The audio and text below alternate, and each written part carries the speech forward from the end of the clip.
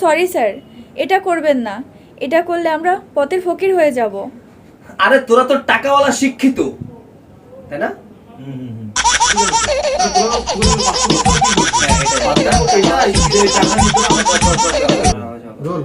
তোরা তো টাকাওয়ালা শিক্ষিত, তোরা ধনী গরিবের পার্থক্য কিভাবে বুঝবি?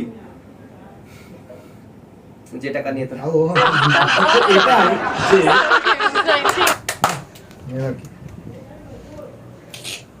ও একটা কথা শুনেছিলাম, অবৈধ পথের ধনী মানুষ সমাজের সম্মানিত, বৈধ পথের গরিব মানুষ।